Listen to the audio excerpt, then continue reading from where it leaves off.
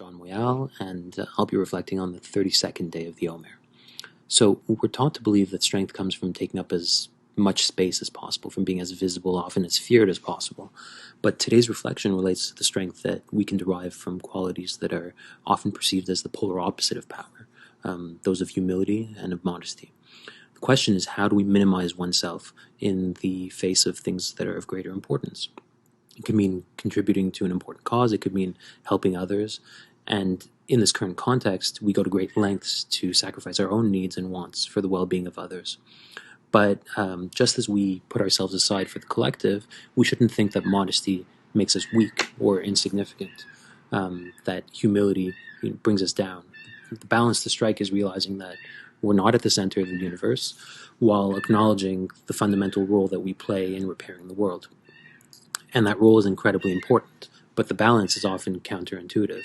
How do you take up as little space as possible while occupying roles of great importance? The way I see it, we often see opportunities as finite, negotiations as zero-sum. We fail to see the opportunities to expand the pie. I often relate back to a simple but powerful story that's told of two cooks that are in a kitchen. They're fighting over the last lemon. And the executive chef comes over and sees this fight and says, "What's going on?" One chef says, "I need the lemon." The other one says, "I need the lemon." And the executive chef swiftly slices the lemon in half and walks away, and everybody walks away. But as the executive chef is walking away, he thinks and looks at the other chefs and says, "Well, what did you need the lemon for?" And one says, "I needed the juice for my dressing." The other one says, "I needed the zest for my cake."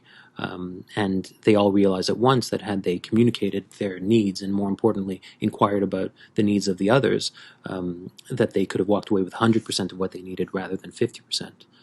And so we remember that we're not insignificant, but we're not all-knowing.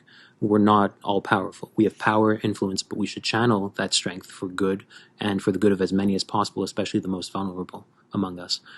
Humility allows for great clarity. And when we're not blinded by unfettered ambition, by illusions of grandeur, we can begin to focus on the things that truly matter. So my wish to you is, may you all have the clarity to do good things in this time of great uncertainty, and the humility to do great things in this time of great need. Thank you.